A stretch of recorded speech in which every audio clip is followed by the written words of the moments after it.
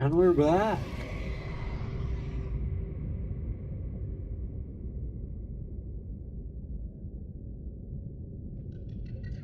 Force field control terminal. This device matches no known technologies and is likely alien in nature. Power is being routed via the terminal to the nearby force field. The technology is far beyond anything encountered before by the Federation. Nonetheless, there is a good chance it functions like a regular lock and only requires the correct kind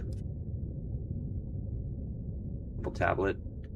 Carbon-based device is lighter than it looks and features a symbol which resembles a U lit up in purple. Despite the onboard power still functioning, algae growth on the exterior indicates it was abandoned hundreds, perhaps thousands of years ago. While the technology is far beyond Federation levels there, and there is no obvious way to interface with it, it should nonetheless be possible to fabricate a precise physical copy of it if necessary.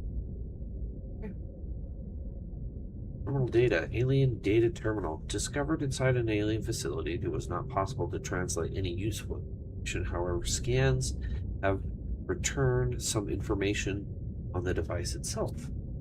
It is likely a solid-state computer, although there is no clear way to interface with it. On approach, it began producing a low-frequency radio wave containing complex but recognizable data patterns. Fascinating. This radio on this alien planet that we crash landed on is adapting and knows how to sending out radio patterns. Interesting. It is likely the alien species which designed this technology evolved or genetically selected sensory apparatus to hear and understand the information being broadcast by the device and to communicate back. Mental processing power required to perform this kind of telepathy would imply the designers were considerably more psychologically developed than the common human.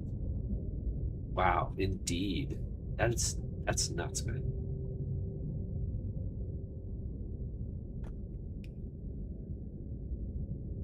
A device that an oncoming ship or entity will scan it, will scan the device, or scan whatever's coming in, and adapt broadcast something that is understandable back to that person. Fascinating. That's incredible technology.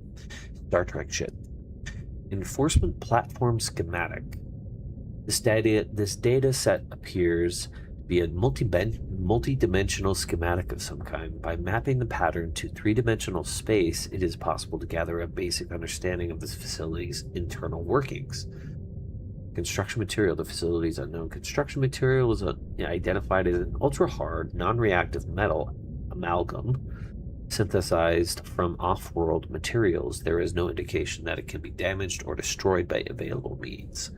Power. The schematic indicates the facility was to be powered by a separate self-sustaining power plant located elsewhere on the planet.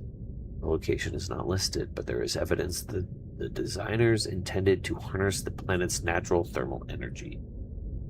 It seems there's some spots which I need to get beacons down on. Actually, I should start marking the location of all heat sources. Layout. The facility consists of the upper engineering section where the schematic was found, and the control room, which is accessed via a security sealed elevator shaft or a separate underwater moon pool. The control room is the lower section. In the lower section houses the only known way to interface with the facility. However, the schematic does not detail the operation procedure or installed security measures. Enforcement platform schematic. I'm assuming it's the big gun that shot the sunbeam down. I'm assuming, but I don't know. The schematic indicates the facility was to be powered by a separate self-sustaining power plant. Yeah. Fascinating. For survivors. Exiting sleep mode. Loading voice recognition. Engineer Barclay and Chief Technology Officer you identified. Drone, get me a propulsion cannon. Repulsion cannon retrieved. Hey, Berkeley. Install that circuit box with that repulsion cannon and you'll punch a hole in the cargo bay. Damn it, drone, I said propulsion, not repulsion. Recalibrate sensors. Senses recalibrated. Sensors aren't the problem. I tweaked the program. It's like you now. It doesn't like being told what to do. Drone, I know... His name's Albert now. Albert, I know it's not your fault, but it would really help me do my job if you'd bring me what I asked for. Thanks for your time. Propulsion cannon retrieved. Thank you. Now go away. Entering hibernation mode. Boss, this hobby of yours isn't making my job any easier. Or safer. Maybe so, but it's all that's stopping me from being so bored I take a spacewalk in my skivvies. Loading program Craig McGill simulator.vrat. Vrat? Size 1 player. Cabin. Fluid intake. Oh. Wish I could read the lore and not have it. Oh, if you go to the top floor, I think that shit doesn't apply to you. We're gonna try it out. Been sitting here on my ass reading the lore, and I've been getting thirstier and hungrier.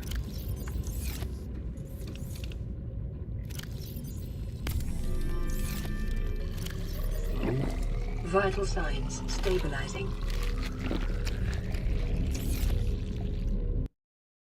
Save the game now. We go to the top floor. Hopefully this shit doesn't impede us.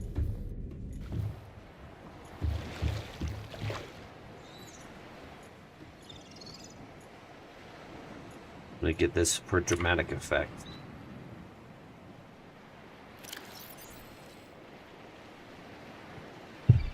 Where were we?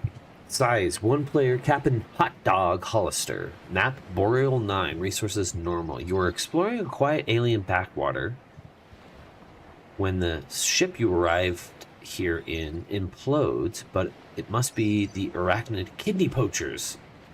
Quick, what will you do? Search the crash site. Farm alien plants. Use the tectonic de-imploder. Unavailable.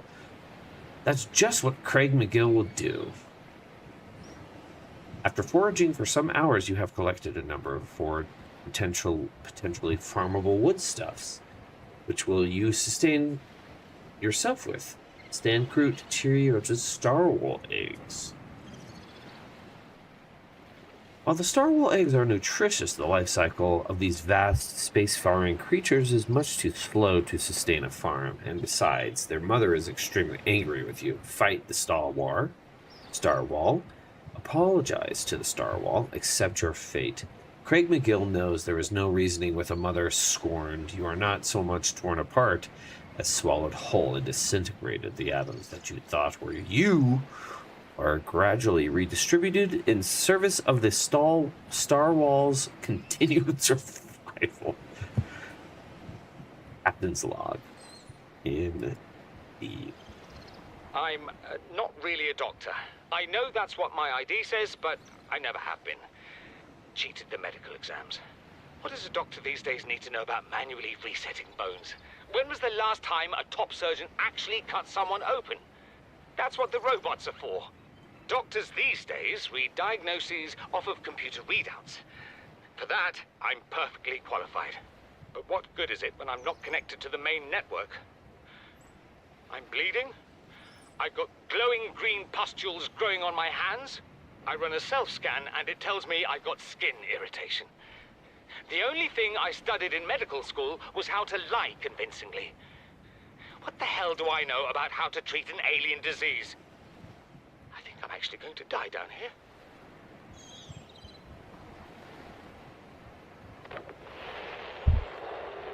Live pod launch sequence initiated. Entering planetary atmosphere. My creators, the cherishers and sustainers of worlds, give me this day my daily pleasures as I give to those who seek pleasures from me. External temperature approaching critical levels. Show me the path. In life, truth, and love for mine is the power. I am the one. On and off and on again. Impact imminent. Life is a game which the universe universe plays with itself. I am done playing as this bundle of flesh. Return me. How's his log? It's the day of the crash. I don't know what the heck is happening. I'm scared and I'm not going outside. There are shadows in the water under the hatch, but I can't tell if they're rocks or aliens. And there's weird-looking caves nearby. The Aurora was carrying everything needed to build the phase gate. Mobile vehicle bays, bioreactors, propulsion cannons. It had a cinema. There was a zero-G gym. My cafe. I don't understand how we're here now.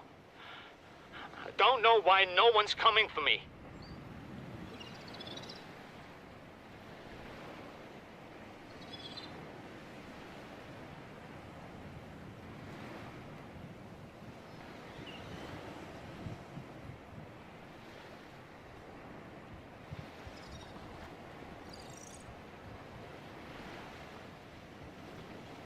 Flotation devices failed.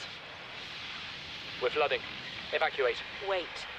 I can reconfigure the O2 system to act as a bilge pump.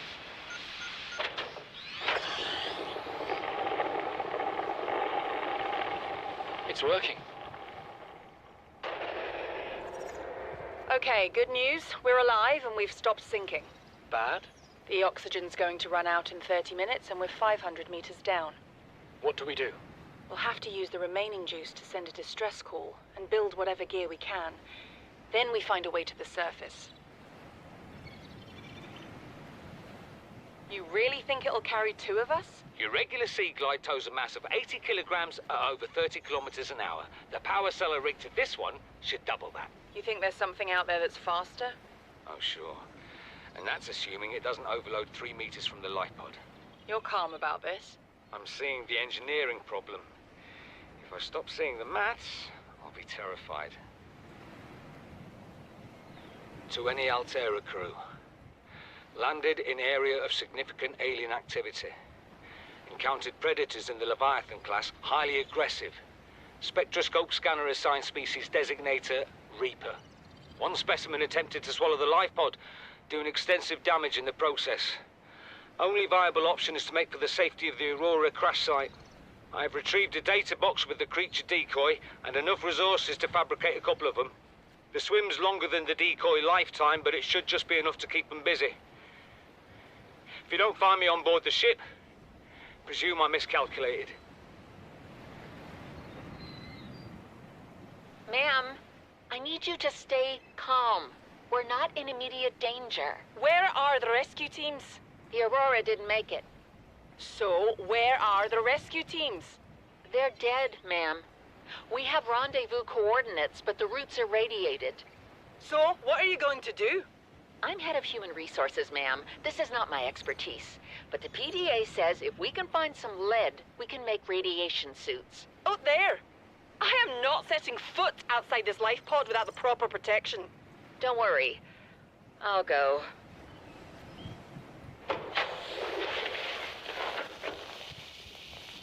What are you doing?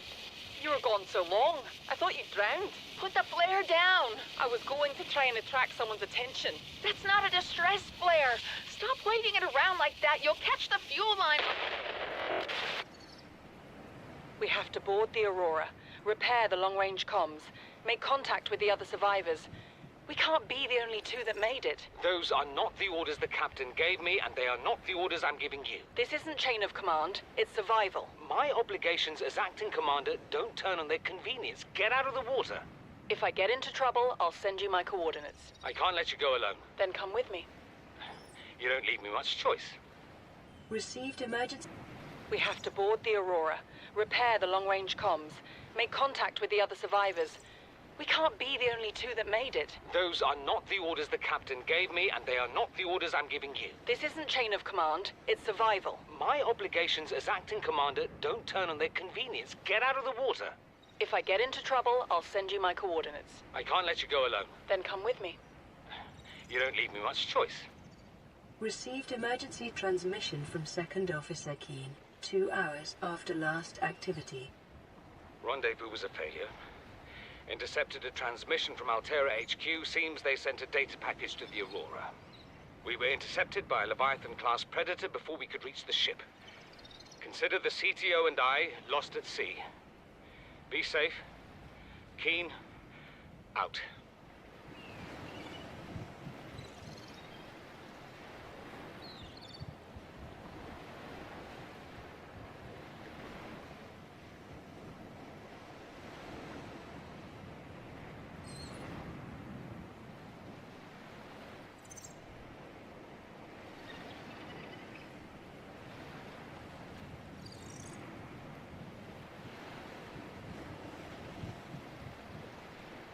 Terrifying. These are terrifying things. Only one. Only two more. Terrifying. Wilton Cruz. 7.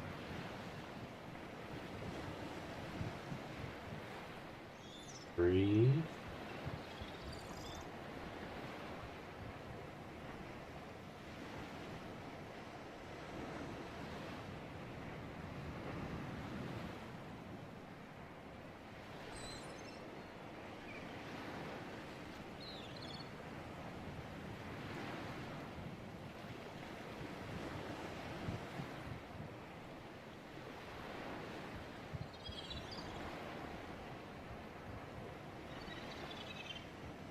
Space. We cross the galaxy to install a phase gate to send ships to mine resources, to build more expensive ships, to install fancier phase gates.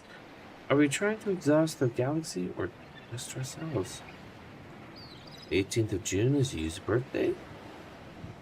40 weeks before we get home. 400 weeks, it feels like, before we get home. Not enough. Credits Altera's paying me. 1,454 cargo bay code. Got you.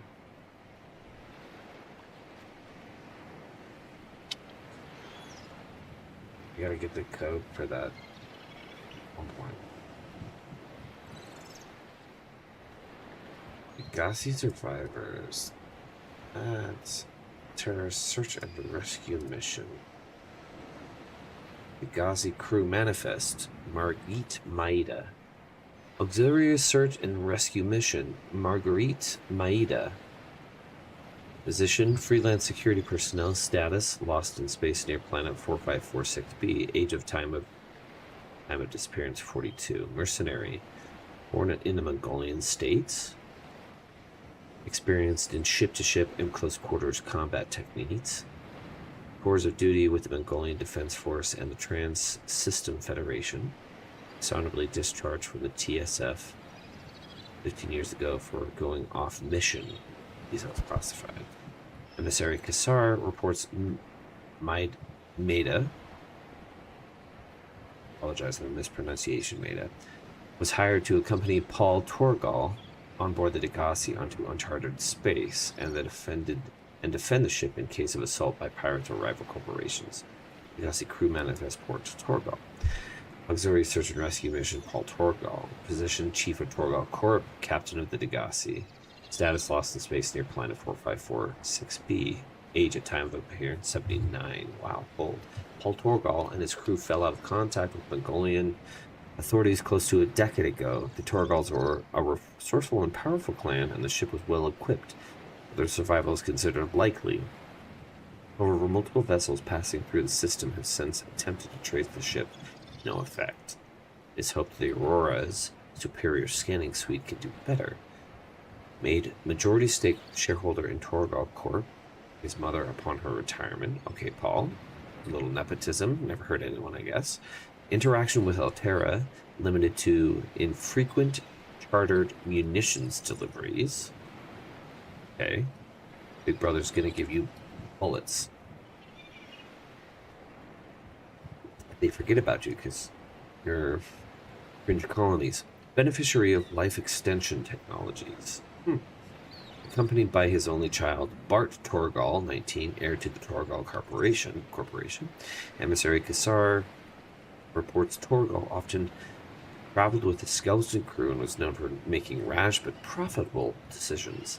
Inadequate systems, maintenance, or straying from its planned route may account for the ship's disappearance. It may. Everybody paying attention? I thought so. Welcome back, Quasar. Mr. Bot.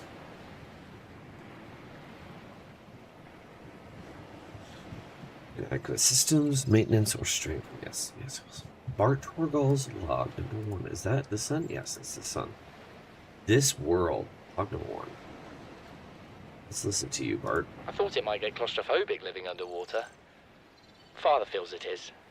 He'd tell me it was childish, but I stare out the window and sometimes I think how lucky I am to see this world up close. Back on the island, I wouldn't have believed the creatures that live down here. The fish, they glow. There's one that's 90% eyeball. Snakes twice the length of a habitat compartment. Certainly, it's not all friendly. Most of the plant life is toxic. I learned that the hard way. But I've managed to coax some marble melons into growing indoors. And when they don't cover our dietary needs, well, we eat the fish themselves. It's a bit gross, but it's nothing they wouldn't do. I've been attempting to document my findings. Father approves. He says understanding is power, that the more we know about this planet, the more we can use it to our advantage. I'm just doing it because it's fun. It's not easy without proper equipment and network access, but the old-fashioned way, observing, taking notes, testing theories, shows me the world in a way a spectroscopic analysis never could. Lately, I've been watching the crab snakes. They ambush their prey as it tries to feed on the mushrooms they hide in. What they don't eat settles on the seabed, which fertilizes the mushrooms, which feeds the herbivores, and so the chain continues. Co-evolution gives me the fuzzies.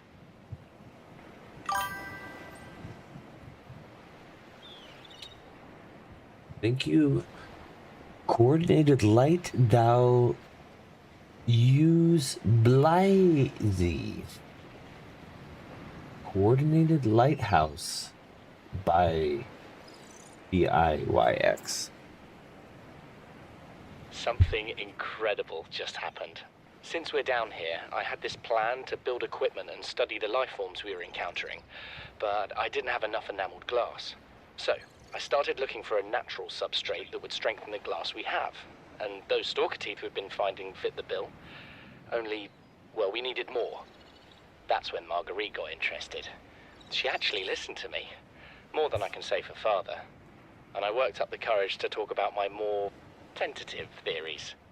When I told her they were attracted to metal deposits, that their teeth get dislodged when they pick them up, her eyes narrowed and she dashed out of the room. 3 hours later, she came back, her pack loaded down with stalker teeth. I asked her about it. She shrugged and said my theories were good. Said she had the meeting out of the palm of her hand. I think she meant it literally. She is incredible. She went out to the kelp forest armed with just a heat blade and went fin to fin with a pack of stalkers. On the one hand, that is the coolest thing I have ever heard. On the other, well, I hope the stalkers didn't come off worse than Marguerite did. She had a huge gash on her forearm. I don't think things went as smoothly as she made out. And what's the point in surviving here if we have to kill everything that makes it so wonderful? I wish I knew more about these animals, but Father won't let me leave the habitat. Maybe with all this glass, we could build a containment unit and get up close to them.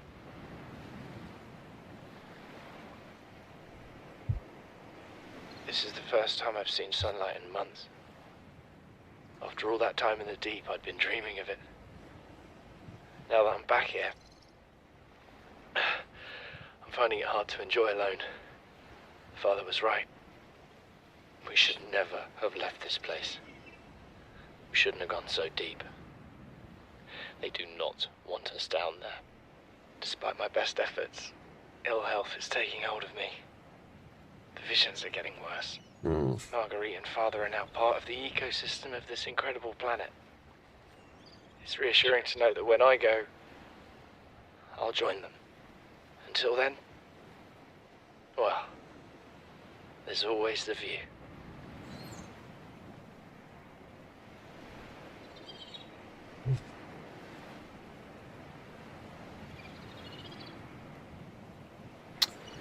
Herb. I'm gonna grab. What's that?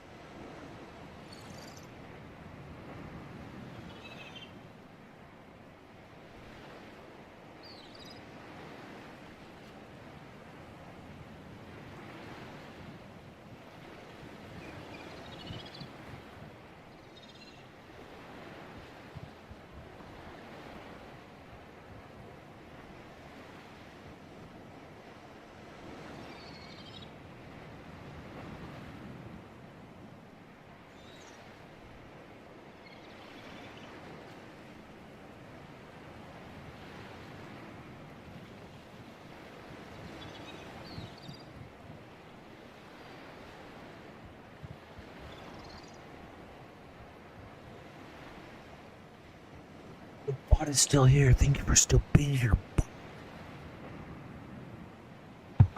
I just went and got myself some leftovers.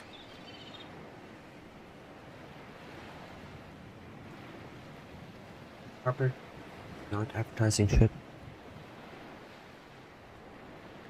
That's good. Cherry lime? Yep, cherry limeade.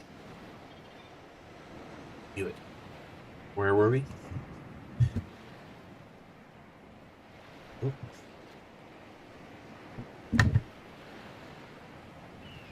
This island is a godsend. Look out of the window. No predators, fresh food. No building materials, nothing left of the ship. And your kid says we're gonna starve without more grow beds. Speak up, kid.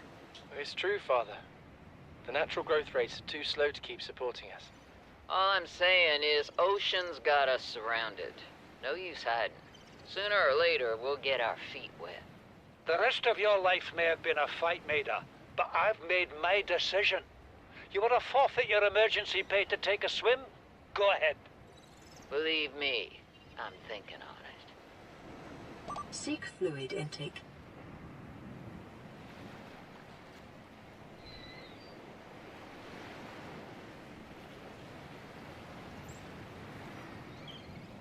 Oh, all right.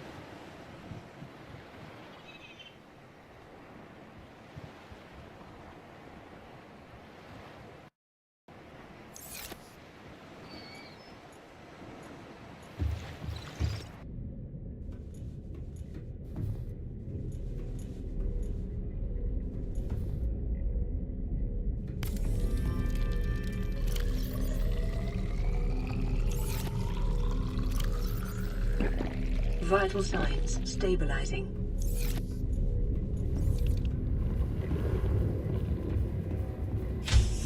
I really need to make grow beds.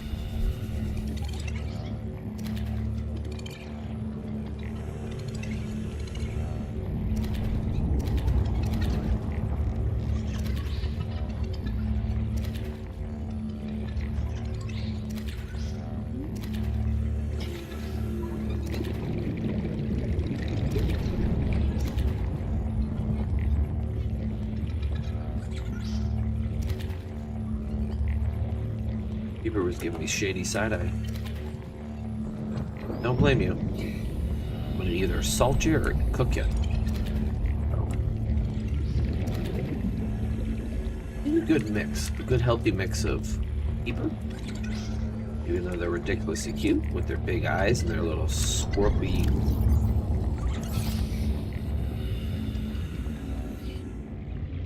Do I have salt? I hope I have salt.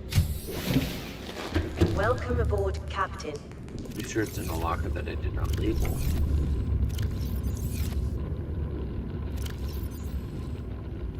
There. Here.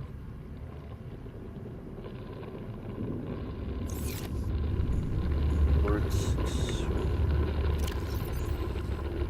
That sounds all. Let's just make as many salt things as possible.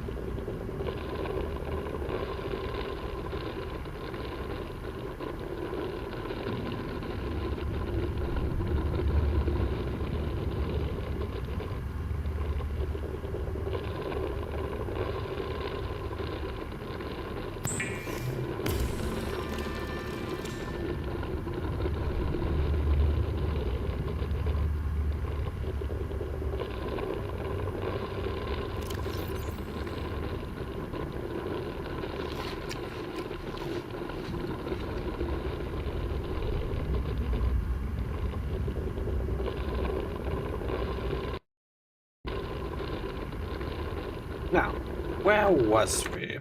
Wish he could. I really wish he could view the lore. Paused. But you can. Okay.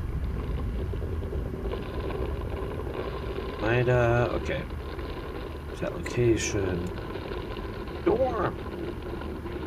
Son, I said wait for the storm to pass. You're life's more valuable to me than a plant patch. You stopped being in charge when the ship you were captaining sunk. I'll stop being in charge when you take charge of yourself. Say, Chief, Oh, shit's getting thrown down. What? do you know how to drain those grow beds of 40 tons of storm water? Or how to conjure food from the air? I know how to prioritize. I'm just saying, if that's so, what's your boy's life worth to you today? If tomorrow you're gonna be so hungry you start wondering what he tastes like, let him go deal with your plans. Son, go deal with the plants. Bard, Torgal has disembarked the habitat. Interfere with my family again, and when rescue arrives, I will leave you here. Do you understand me? No rescue coming, Chief. Not in time. No staying here neither. This rain keeps falling, sooner or later this place will be buried. Only choice we got is whether to get buried with it. Fair enough.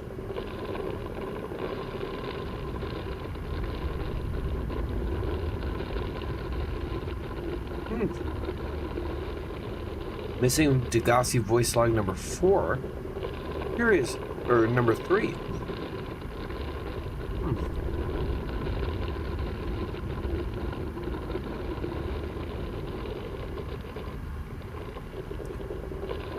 What is that thing? I don't know. I found it outside in the sand. Part of another ship? None I've ever seen.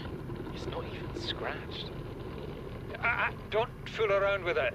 It might be worth something. Stand down, Chief. If it were gonna crumble to dust, it would have done so when I picked it up. It's glowing. We're not the first people to come to this planet. People. Maybe. Could be aliens. Could be the damn sea monsters for all we know. One thing for sure, we ain't gonna find out by staying here. Son, there is always a pecking order. And in our world, money makes a hierarchy. I pay Maida a fraction of what I pay you, and you a fraction of what I pay me. If money makes the hierarchy, why is Marguerite making the decisions? We need her. We let her think what she likes, so long as she does what she's told. What if she doesn't? For enough money, she will. People always do.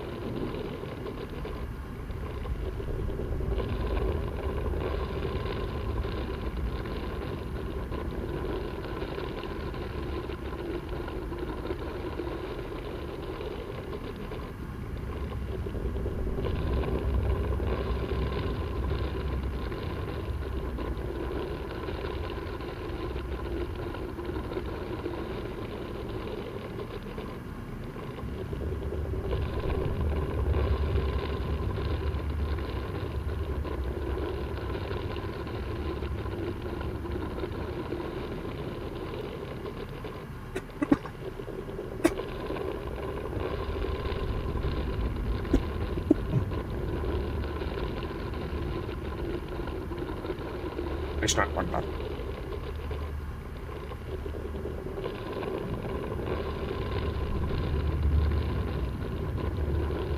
User Paul Torgal requested cross-referencing of local environment scans with ideal habitat construction conditions, displaying results.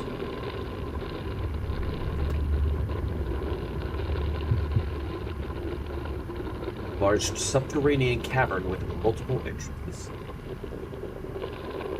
Conditions support a unique microcosm of predatory life forms. Minor structural instability in cave walls. Extensive resource deposits.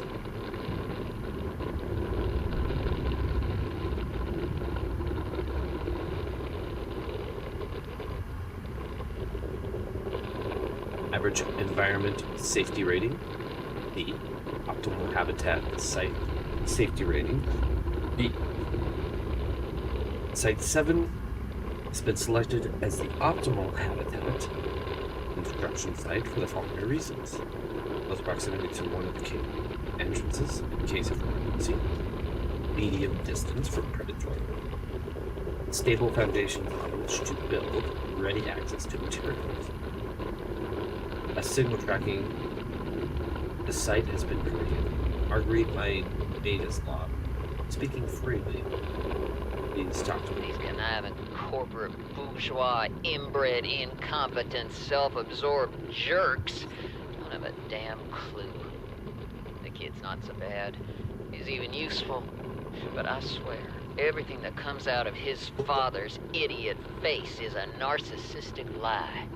He wants to stay in this cave, his problem. I'm the one doing the heavy lifting. When sea monsters are hunting you, you don't hide. You hunt the sea monsters.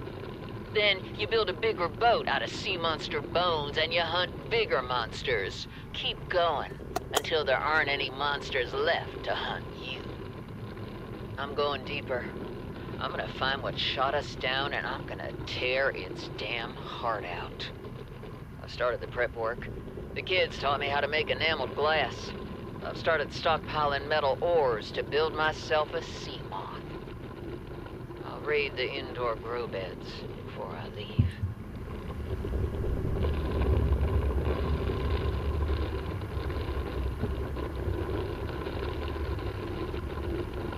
Chief's log, 5 weeks since the crash. The only other survivors are my son, Mott, and Maida, the cut-price mercenary I commissioned for the journey.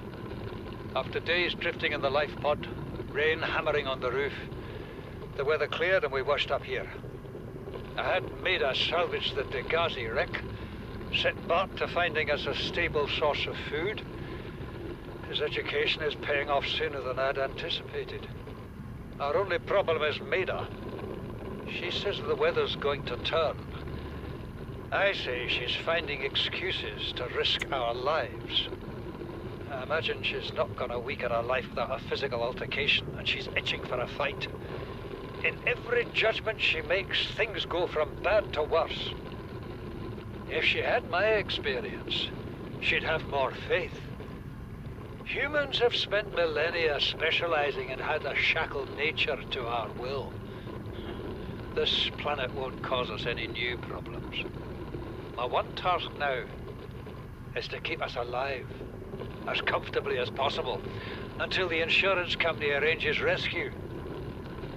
In this part of space, that could be months, or even years.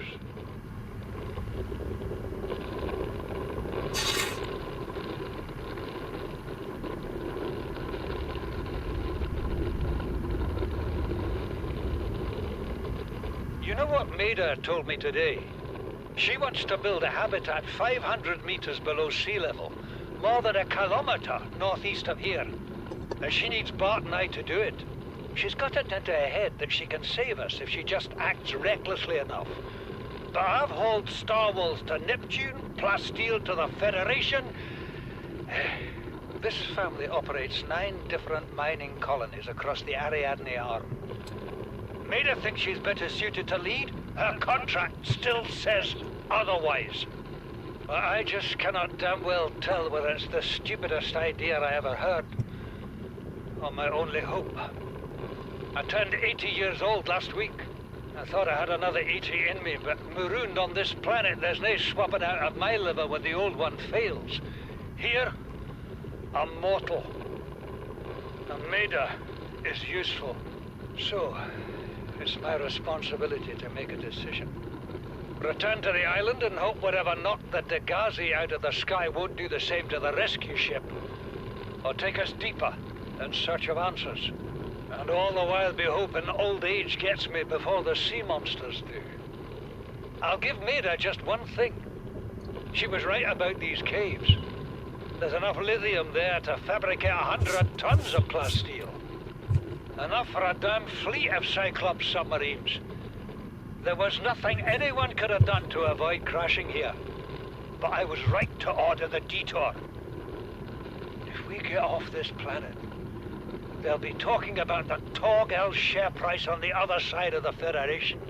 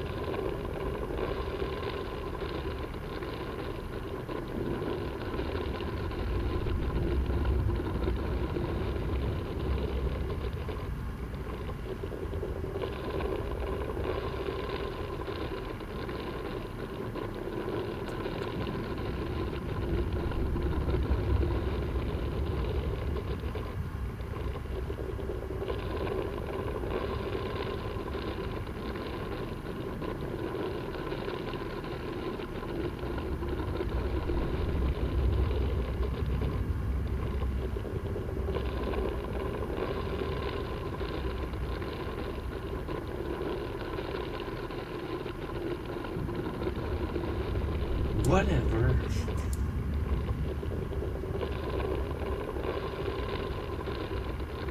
What was I gonna look up? I was gonna look up something. Yeah, Nazi base. Pretty good at that. Need to read the rest of this. Oh, this is the core shit. So, last thing I read was Paul Torval's log number 2. And I believe I can check out the base that Maida's talking about. It's 500 meters below sea level northeast of that island. So I need to head back to that island. Ultimately what I need to do. Average long-range transmission delay, 8 hours. Opening last recorded transmissions. This is an emergency distress call. Aurora is on collision course with planet 4546b. Sending all available environmental data. Please respond with rescue solution. Out. This is Altera HQ. Attached to this message, you should find the blueprints for an escape ship that we calculate will be capable of breaking orbit and getting you back to the nearest phase gate. Now, it's designed to use materials you can find in situ, but it's gonna need one hell of a power source. Now, we'll be sure to... Aurora long-range communications read offline.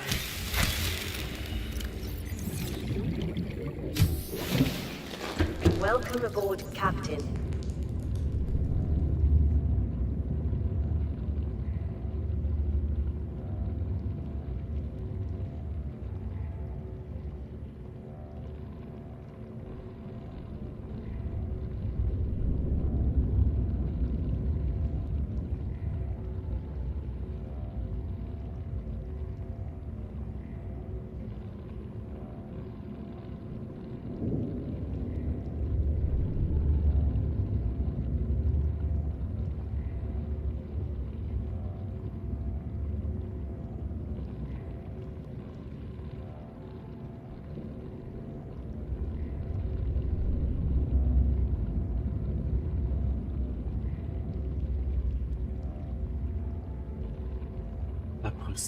Limited slingshot, initiated slingshot maneuver around planet 4546b, 4546, 546. High velocity energy pulse detected on planet surface. Emergency distress signal sent to Altera listening buoy Via long-range comm impact detected. Life pod bays on starboard side compromised. Outgoing communication compromised. Energy emergency evacuation initiated.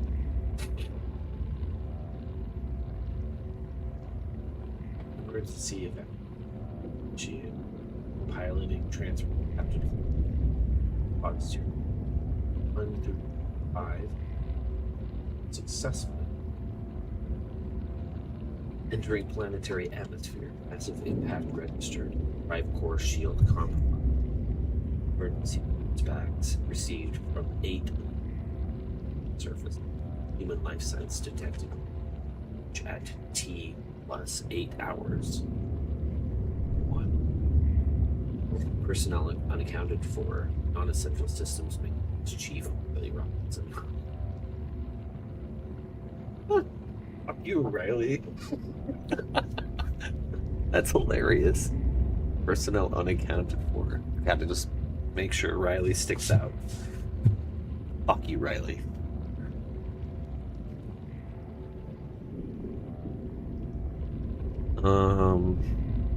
Altera HQ rescue solution received at T plus 8 hours to high priority check terminal in captain's quarters. Monitoring equipment failed at T plus 13 hours. So it only lasts for 3 hours.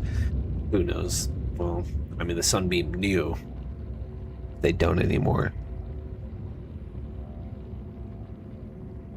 They said this is where I'd learned the name of my guy. Personnel unaccounted for. Non-essential systems maintenance chief Riley Robinson. I'm Riley. Riley Robinson. Personnel unaccounted for. Non-essential systems maintenance chief.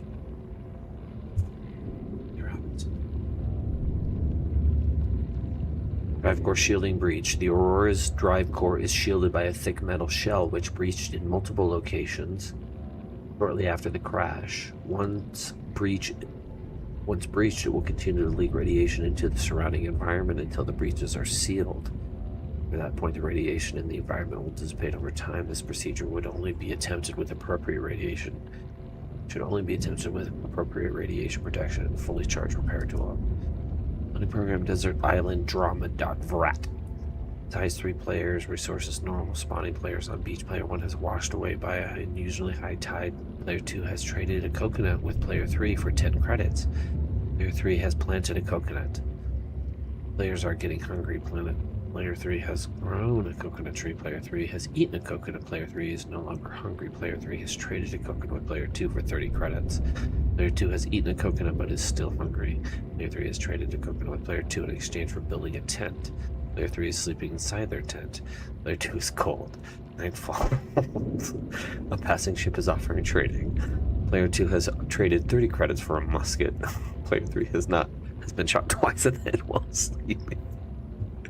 Player 2 wins. Player 2 has died from cold and starvation. Oh my god. That's ridiculous. That's hilarious. Nobody's expecting anything. Maybe they are. And that's why they're so goofy. Like, if you're going to read it, you might as well make it worth it.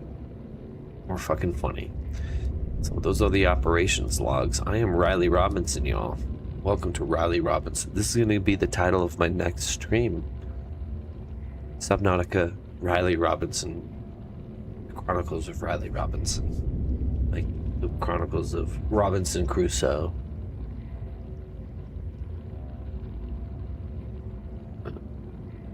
Public documents. First one is Altera Alms Pamphlet. Altera Alms Pamphlet. Charity is an archaic concept with which the realism of today's Alterans has rendered obsolete. We understand that we are each responsible for ourselves, but the best way to get the most for ourselves is to work together with Altera. The implication of this reasoning is clear. If someone is in need, they must find a way to be needed. Altera Alms is a trading academy for those that need to be needed.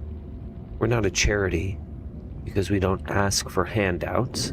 We prefer to think of ourselves as a philanthropic beneficence facilitation service, promoting synergy between employer and workforce. AA operates on a lottery system. By investing any number of credits, you will be entered into our prize draw. Larger investments yield higher chances of winning. Your credits will go towards training unskilled colonists in vital tasks such as maintenance and interpersonal skills. The colonists receive this training voluntarily and free of charge, on condition of a minimum contract with one of our investors on completion of their training. Altera Alms. Wow. We're not a charity. It sounds like a cult. I'm just gonna reread this because I'm slightly high. The implication of the reading. Altera Alms is a training academy for those that need to be needed. That phrase, that for those that need to be needed. We're not a charity because we don't ask for handouts. Okay, that logic is sound. A charity is defined, I mean, for a good cause, but what is the cause? We're not a charity because we don't ask for handouts. That's implying we prefer to think of ourselves as a philanthropic business beneficence facilitation, a philanthropic beneficence facilitation. Beneficence. I don't even know if I'm pronouncing that right. Philanthropic beneficence facilitation. We prefer to think of ourselves as that, a philanthropic beneficence facilitation service. So businesses casually exchanging conversation? I don't know what the fuck that means. Like a fucking liaison for a philanthropic beneficence? And beneficence is so subjective. I get worked up over this. This is ridiculous. Philanthropic beneficence facilitation. Felicitation. Who knows how it's pronounced? Service promoting synergy between employer and workforce. So yeah, it's this weird. They're the goo. It's the bureaucratic goo. You know, there was those things in the 90s / early 2000s. I mean, maybe in the 90s when I was a kid. This goo, it was like Nickelodeon putty. It's in a thing and you push it in and it farts. It's kind of moist. That's what this sounds like. Altera Alms. The goo of the future. Thank you. AA operates on a lottery system. By investing any number of credits, you'll be entered into our... See, that's a weird... Intake. You gotta read. Yeah, I'm getting too involved in the lore. It's okay. This is what this session is all about. I need to get caught up on everything. Why am I doing what I'm doing? And I know I have blowfish. Pick up this. Yeah. Oh, pick up some water over here. Get the water. Boom, boom.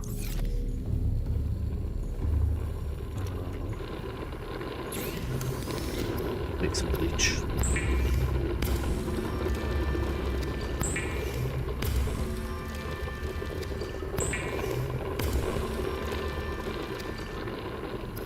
And make some... Oh! Make some air gel. I'll make it quite yet, by the way, some water.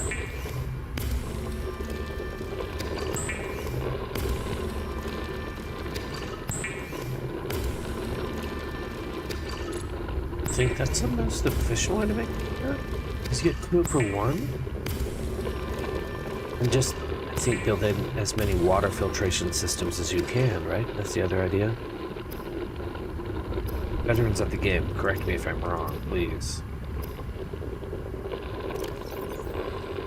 We're gonna drink this. Vital signs stabilizing. Oh. We're set. Save that shit. Save it.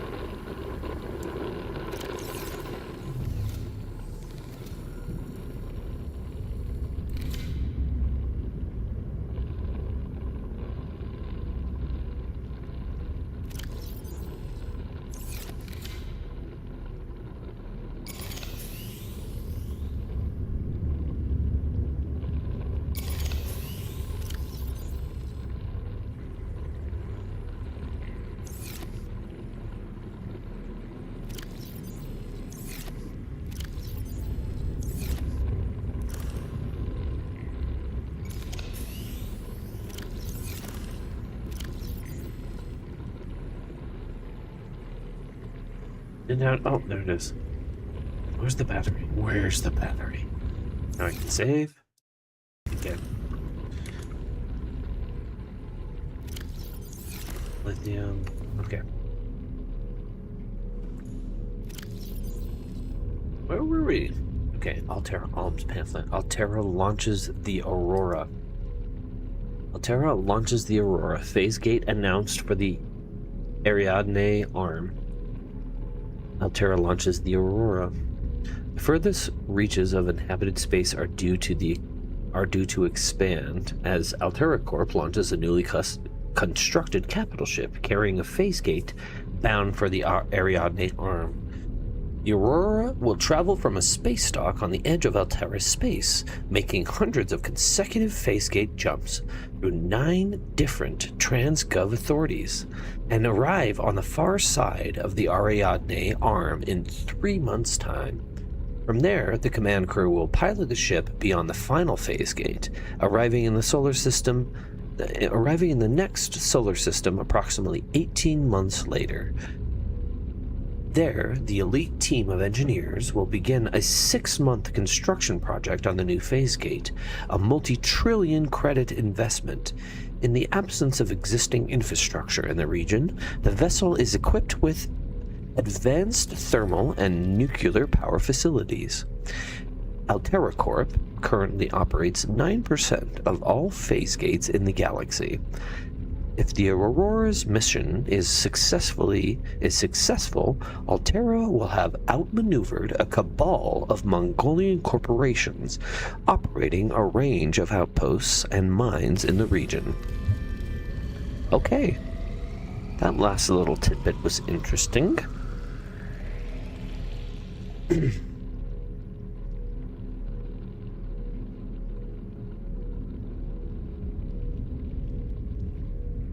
Relationship, contract, legal recording. Listen, I know I don't have the right to make demands of you, but I need you to understand that I want to change our arrangement. I hear what you're saying, and I will try to respect it. How would you like to change it? I would like to reduce our contact hours. How much further can we do that? To 0. You're dumping me. I'm changing the terms of our relationship. How is it still a relationship if we don't see each other? It's a relationship of a kind. You have so many expectations. I feel you just want to spend more time with that dumb guy in his dumb robot suit. That's not a feeling. It's a judgment. And I feel hostility in what you're saying. Perhaps your jealousy is a sign that you need to take another look at your business model. Why can't you just be happy for me? I am happy for you, and I'm happy for all the guys in the Prawn Bay. I'm just not happy for me. This is why I want to change our arrangement.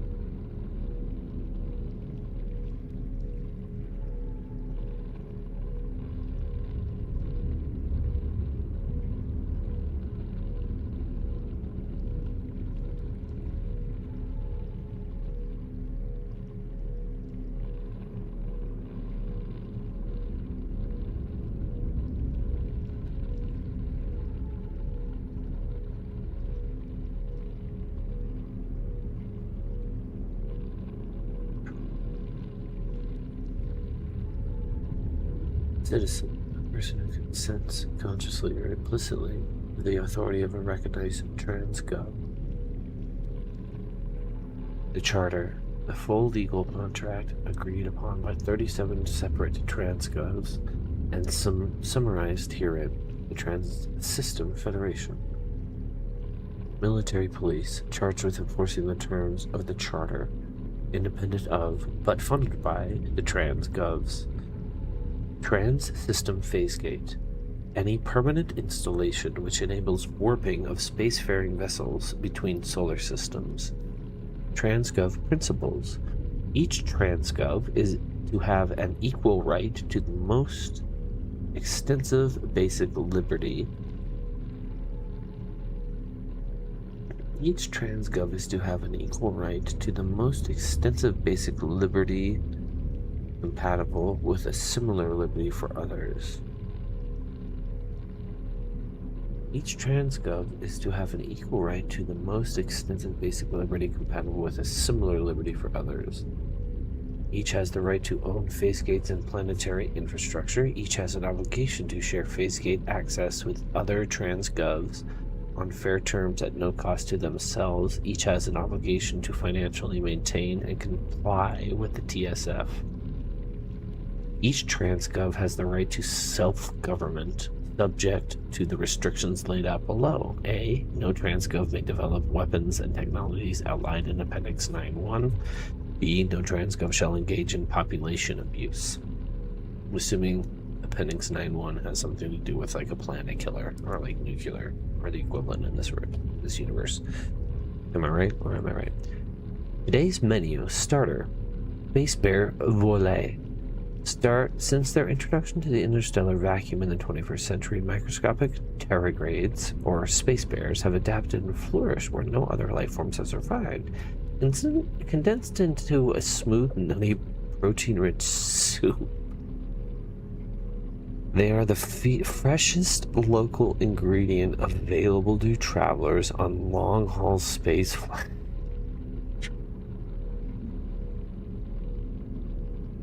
I would bring this up if I had more people who were watching, but they're hideous. Like, that's hilarious.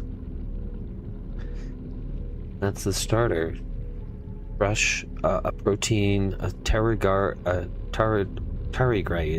This little fucking, I know exactly. I'll bring up a picture. Tardigrade soup, protein rich, and it's nutty. It's nutty. Good for long haul space flights, which I'm inevitably going to get involved in. Main. Cottage pie or nutrient block. Rehydrated minced beef in its own gravy, served with a topping of mashed Chinese potato, picked fresh this morning from onboard grow beds, and a side of sautéed Chinese potato plant leaves. For the time-conscious consumer, the usual nutrient block options are available. They may be consumed cold or reconstituted at the on-site fabricator. For dessert, dried fruits and nuts. Unfortunately, a recent accident in Cargo Bay 3 involving the incorrect application of a repulsion cannon, in combination with a modified battery charger, resulted in the venting into space of all dehydrated desserts. Fruits and nuts will be the only available dessert for the next 39 weeks.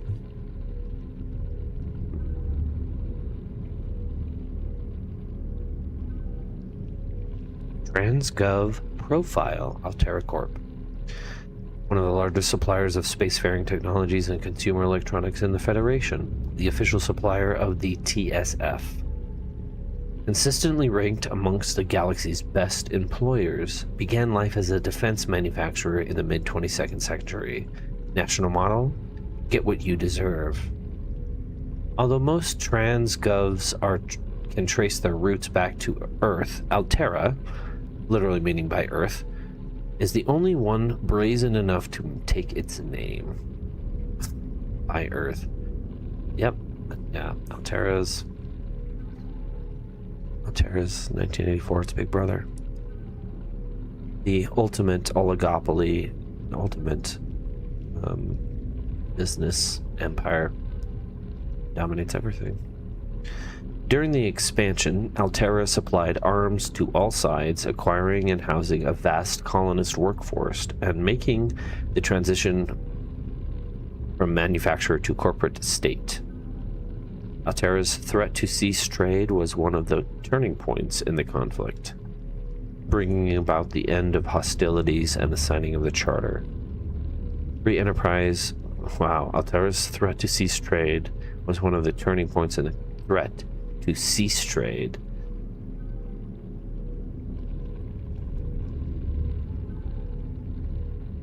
What is it? This TransGov profile. This lore is fascinating. Altera's threat to cease trade was one of the turning points in the conflict, bringing about the end of the hostilities and the signing of the charter. Free enterprise within Altera space is encouraged. The competition is tight.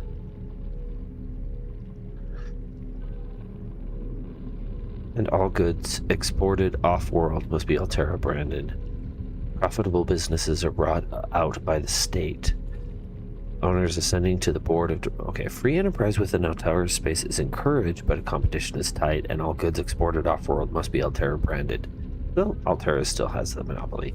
Profitable businesses are bought out by the state. Owners ascending to the board of directors. Well-known Altera technologies like the Cyclops submersible originated with such private enterprises.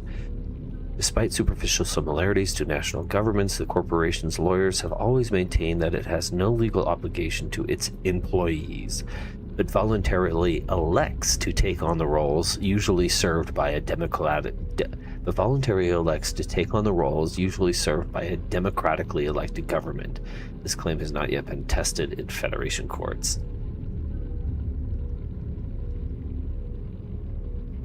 TransGov profile, Mongolian independent states of Mongolian independent states. When the hostilities of the expansion ceased, the tactile value of the hard-to-reach colony systems on the edge of the China territories plummeted.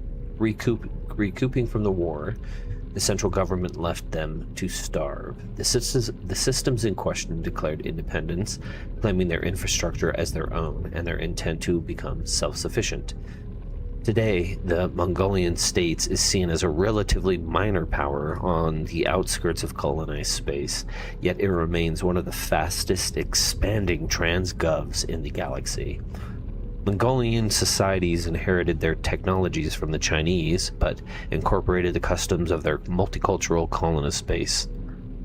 Non-synthetic foods remain popular. Religion is a strong component of society, but the Mongolians take a relaxed view of competing faiths, believing gods to be universally and equally flawed. Mind of Strader 6? How are the individuals which make up a hive mind to be categorized? Are they merely dumb components of the larger intelligent organism? Or is the larger mind merely a product of the independent organisms? Can it be both? Sweet. Thanks, Devanez. Thank you. Can it be both? We define organisms by their traits, but find invariably that these traits depend on those of their environment. The concept of a tadpole is meaningless without the concept of the frog it will develop into. The idea of a predator is empty without an understanding of its prey. This begs the question, if we define everything by reference to everything else, what have we actually explained? An illustrative experiment was recently performed on the hive mind colony discovered on Strader 6. A device was placed outside the nest which would electrocute individuals approaching it. An ant colony would have lost many individuals before a basic danger signal was successfully communicated between them, resulting in learned avoidance of the device. Successful, but costly.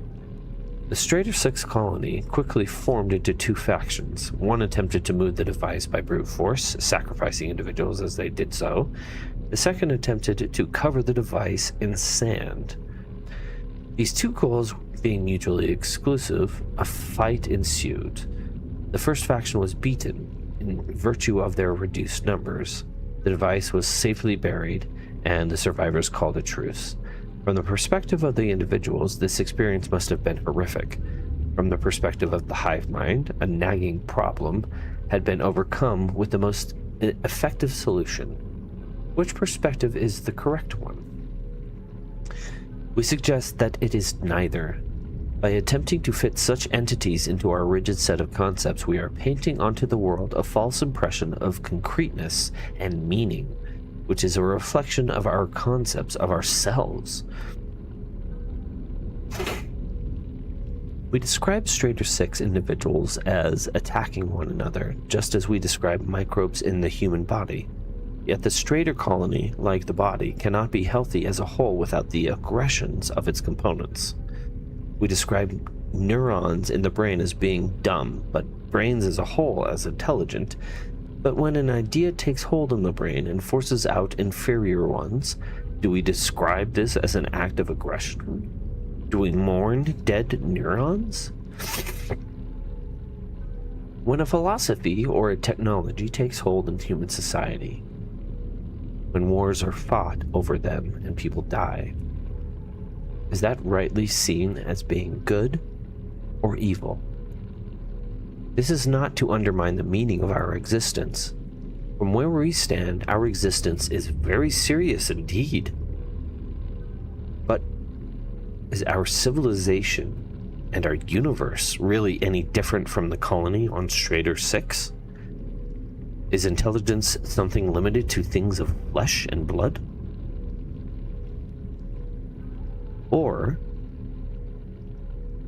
is the universe truly one giant intelligent system, and we but amoeba blowing self-important potholes in its surface? We would do well as scientists to remember that our goal is not to paint the world as we see it, but to see it as it truly is.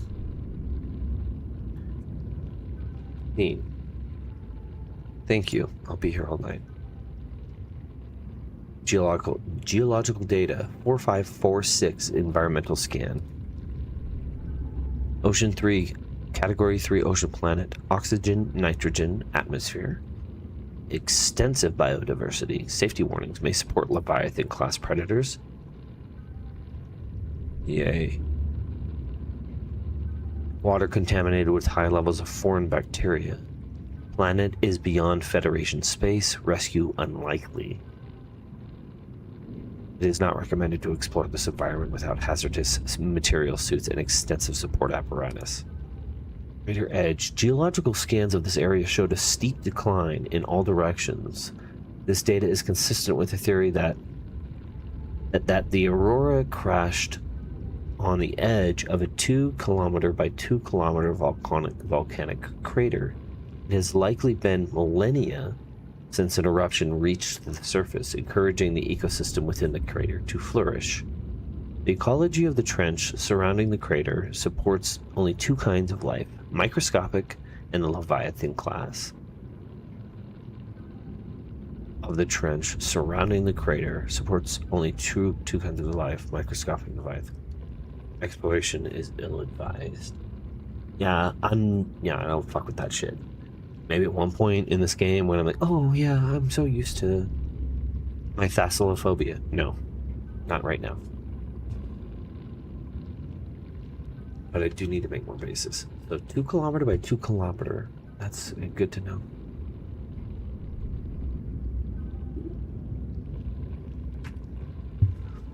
Limestone outcrops. This is unusual. We're supposed to make a phase gate, which is working for the corporation. Magnetite is an iron oxide valued for its magnetic potential, amongst other qualities. Is remitting to Federation technologies and sonar. Hard blood red gemstone made of aluminum oxide rubies.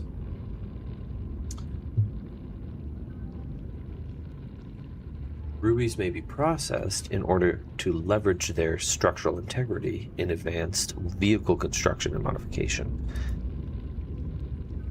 Lead, silver, and gold source. These common porous outcrops seem to form around small amounts of precious metals, or otherwise these metals are part of sedimentary buildup over time. Scattered wreckage. Shell outcrops, gold, lithium, and diamond. Is there naturally occurring uranium oxide, highly radioactive and unstable. Its primary use is the production of uranium reactor rods for nuclear generators.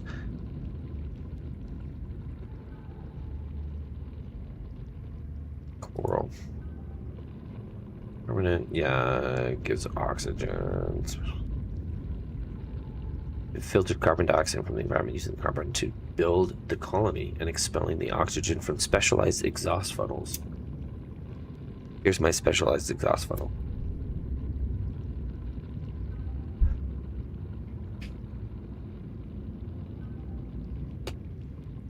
You wake up one day. You'll wake up one day. Or you don't.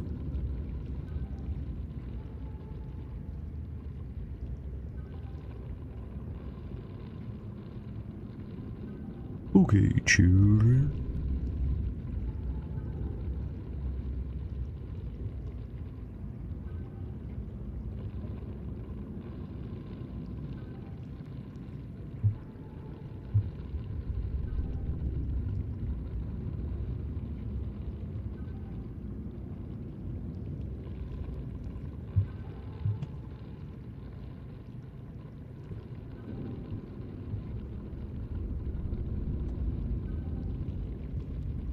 A permanent growing colony of microscopic organisms.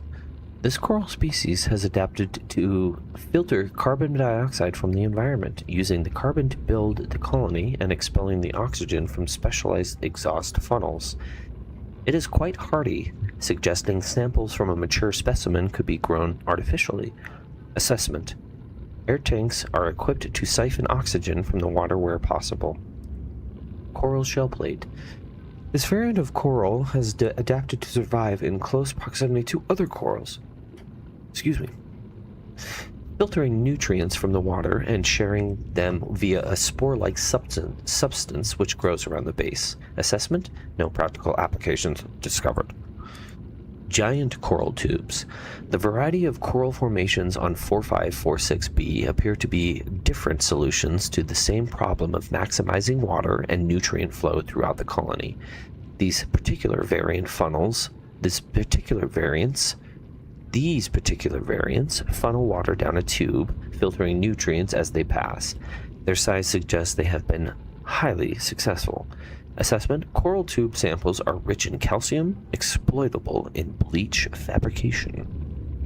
Table coral. We all know what table coral is. Each disc is an individual colony of microorganisms filtering nutrients from water. Growth patterns indicate the colonies are in direct competition for positions with superior current or light. Unlike other coral species, its structure is malleable, softly pulsating as it pumps nutrients to its extremities, and only turning rigid when it senses physical assault. Pop, pop, pop. Pop, pop. Pop, pop. The jewel-like nodes in the surface are concentrated buildups of rare minerals the coral tube is unable to process. Assessment: exploitable in computer chip fabrication. Tree shrooms. Analysis of these large organic structures reveals a microcosm of us cooperating, cohabitating, and competing life forms. Seek fluid intake.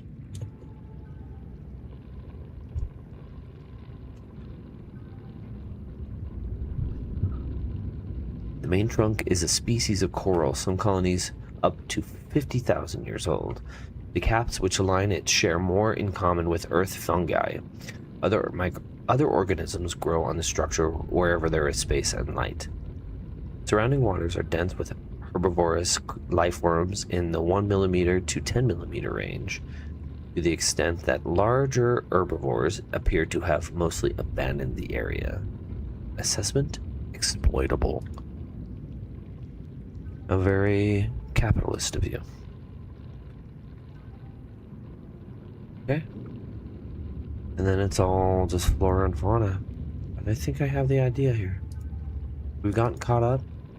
Ampio. I'm just gonna get rid of all these because of my OCD. Get rid of that. A biter. Yeah, those guys are fuckers. A blighter. Those are fuckers too. A bone shark. They can be fuckers if they fuck with you. Crab squids, they're fucking terrifying. Yeah.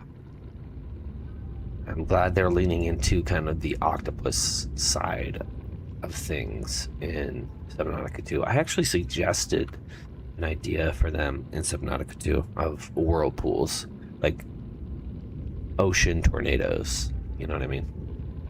Pirates of the Caribbean 3, like that shit is terrifying. It goes totally into thalassophobia, you know.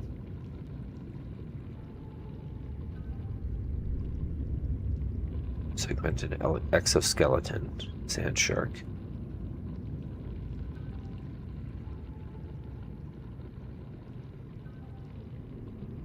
Stalker teeth. Yep, we got those.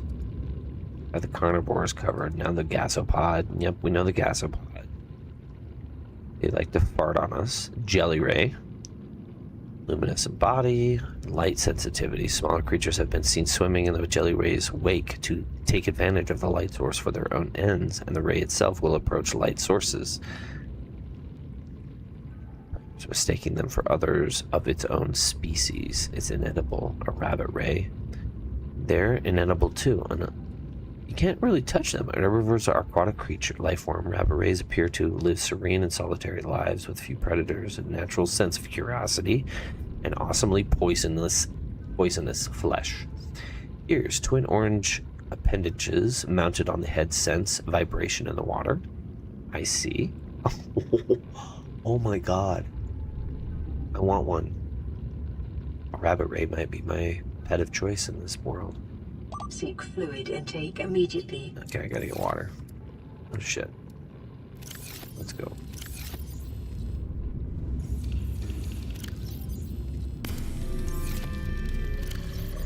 Nom nom.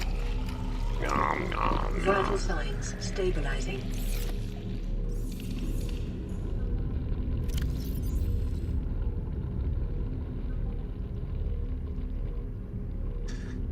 Bladderfish, yes, we know.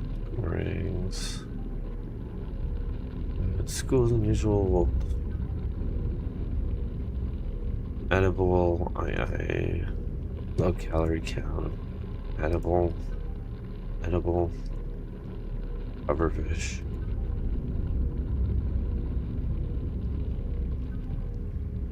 I mean, kelp-rich environments, charged footpads, edible, oculus, highly developed night vision, lack of beak, fungal growth. Oh, so it eats jellyfish. It eats those mushrooms, separate tail fin. Edible, peeper, Reginald. A small herbivore and a distant relative of the common peepers, sharing the species' well-developed side-facing eyes and powerful body profile. Baitfish. Ghost Leviathan. This creature is approaching the size limit of sustainable organic life forms. It has been designated the Leviathan class. Adults of the species have been encountered exclusively around the edges of the volcanic crater which supports life on this part of the planet, and react with extreme aggression on approach.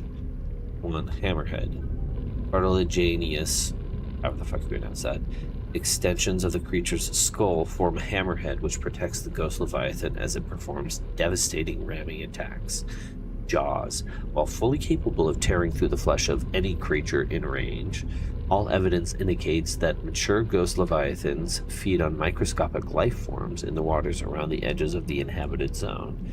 Their vicious attacks on interlopers to their domain are not predatory in nature, but territorial.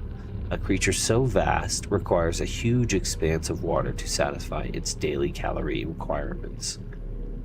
I feel you. I don't want to touch it, plus it's fucking terrifying. Torso. Its muscled interior body is surrounded by a translucent outer membrane, suggesting adaptation for deep, low-light environments. When threatened, it can tense its entire body before lashing out with incredible speed. Life cycle. Probable migratory behavior. This specimen was likely born far from the area where it was encountered. Assessment. Extreme threat. Avoid the crater edge. Not going to argue with you. Reefback Leviathan. I know what a reefback is. They're great. Sea treaders. A vast bipedal leviathan which roams reefs in herds, grazing the seafloor. Antenna on the creature's head can detect a range of scents, helping sea traders find fresh grazing pastures, avoid the large predators, and sense chemical signals from others of their kind. Carapace thick armor protects the creature from attack by all the largest of carnivores. The legs extend from the rear, elongated snout. Used to siphon up plant materials from the ocean floor. Maintain balance. Large herds can decimate the floor of a single area, thus encouraging the sea treaders' migratory behavior. Families keep their young towards the center of the herd, and parents will lash out at overconscious interlopers in search of an easy meal. Assessment. Sea treader herds may unearth mineral deposits as they churn up the sand. Scavengers. Okay. Got all this. And that. Ancient floater. Yeah. Can't they do shit? A bleeder. A simple parasitic organism. A little more complex than the common space stick, but just as dirty. Ductile sac. Oh my god. Ductile. What a term. Ductile sac used for collection and digestion of blood drawn from host creatures. This is me coupling my ductile sac. Jaws. Rows of teeth and mandibles used to attach to the skin of its victims. Behavior. The bleeder's low speed and poor defenses suggest they evolved primarily as carrion feeders, but they are also prone to target larger living creatures, which are less likely to notice and take action against this parasite. Assessment. Inconvenient and unhygienic. Avoid or incapacitate. Red blood crawler.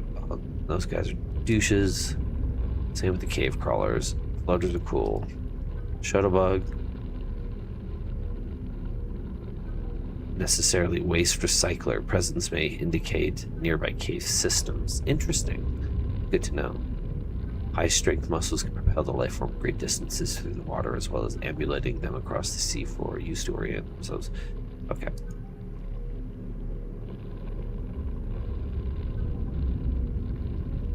Acid mushroom, bloodroot. What do we do with bloodroot? These root systems generally extend from one cave wall to another. Coiled root system. There are root systems breaks through an open water root stem. Blah blah blah blah. Oh. Both bloodroots and blood vines produce blood oil pustules, confirming that they are in fact one and the same florist species. The majority of the root system thrives within the rock itself, occasionally breaking into open water to reach untapped mineral resources, or generating vines which feed on water-based nutrients.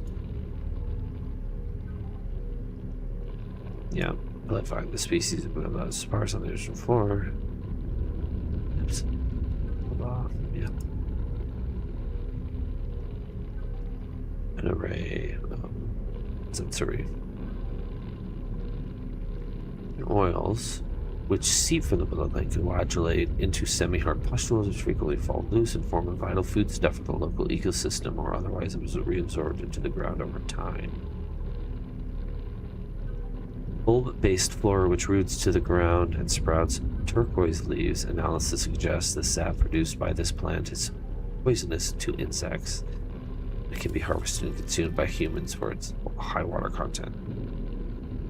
Chinese potato plant is common in China territories where the foods are still stigmatized, and there remain large tracts of arable land on which to grow fresh produce. Genetically designed prior to the expansion, this plant is highly adaptable to different environments and a staple of new colonies galaxy-wide. Assessment. Edible. Grapevine. A kelp species concentrated in large forests. In shallow sandy waters. Loose roots anchor the plant to the seafloor, from where it grows steadily toward the surface in pursuit of sunlight. The stem is fibrous and rich in iron. making it both a viable base material for fabrication of textiles as well as a basic foodstuff.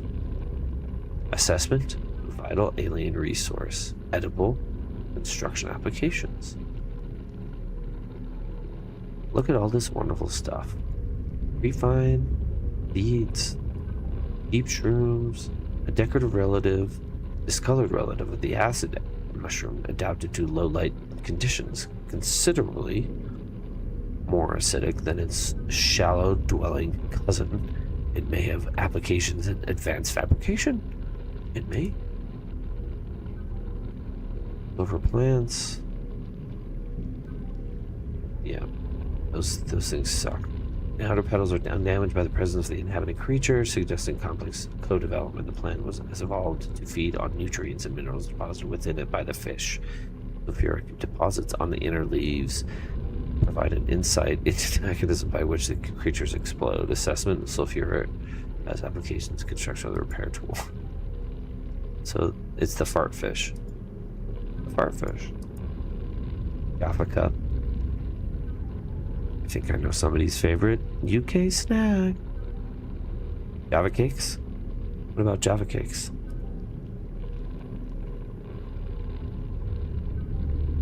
I need to go to England. My ancestry, man. Anchor pods. That's where I need to go next, I think. Cave bush. Pretty sure that's where I need to go. Anchor pod land.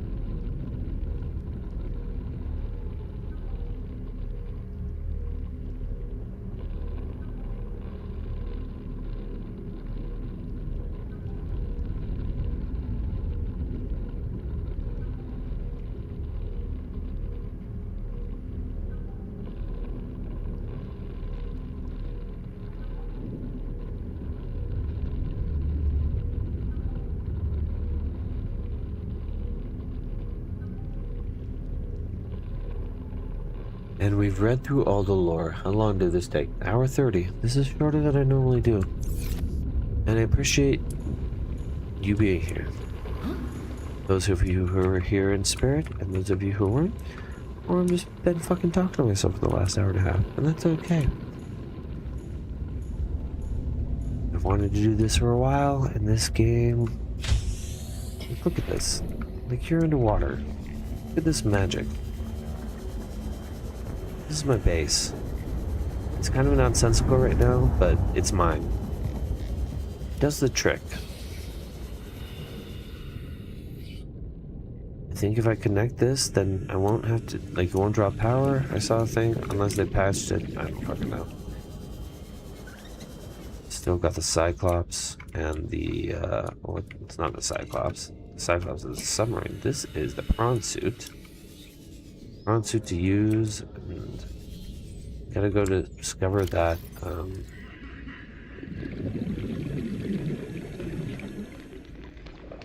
that fauna, that, not the grub basket, the anchor pod, that anchor pod land, man. Which I believe, put that thing down, jelly shroom caves, Raider Edge, fossil area, life pod 2, jelly shroom 2. I thought I put down something. Maybe it's near the sea treaders. I need to find it, man. But it's 3 o'clock in the morning and I have to work all day. Video games are the best, okay?